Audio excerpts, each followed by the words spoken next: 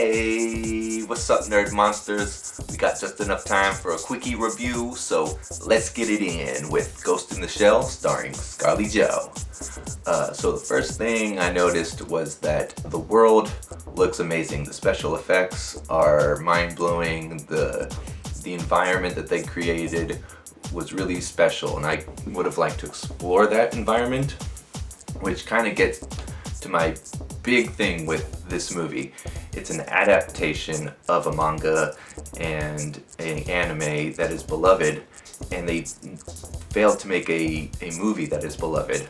But I think you could have done a video game. I think a video game would have given you the chance to explore the world, get these upgrades that they show you but don't quite explain to you, so they didn't quite take the time to explain what was going on. There wasn't enough proper exposition in this movie.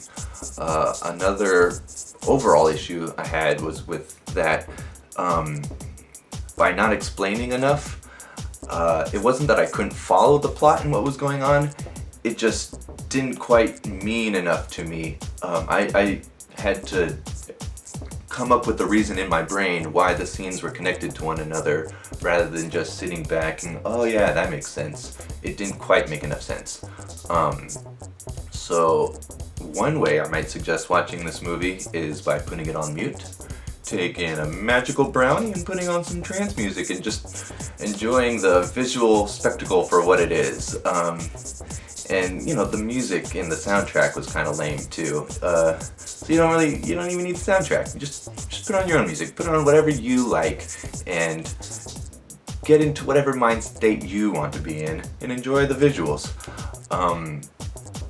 The pacing of the film was god-awfully slow, which is counterintuitive to all the choppy editing that was going on.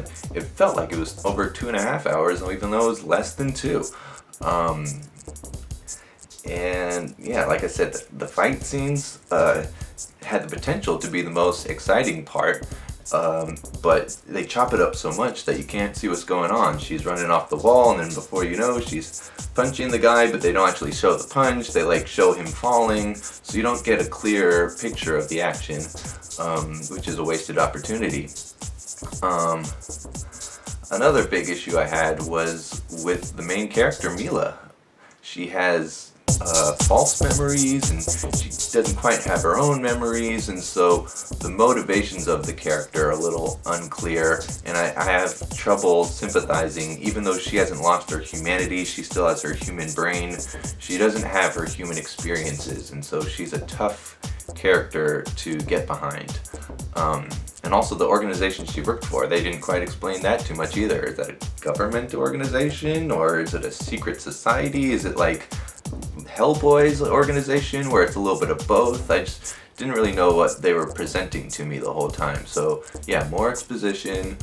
They could have added more time to the movie and just edited it better. Batman vs. Superman, the extended cut for example, longer movie, better editing, felt smoother. So yeah, I don't know, I feel like the whole plot kind of rested on sympathizing this character, and you know, you gotta decide whether or not you care whether she lives or dies at the end. And I was just like, I want to get to the end of this movie, whether she dies, I don't know, she's a robot. I want a better protagonist, and you got someone like Scarlett Johansson who can deliver on that charisma and have that emotional performance, and yet you make her have no emotion. So I feel like this movie was a failed opportunity. Had a lot of potential in it, just the delivery in movie form might not have been the best choice. Next time, go video game. Alright y'all, that was it. Peace.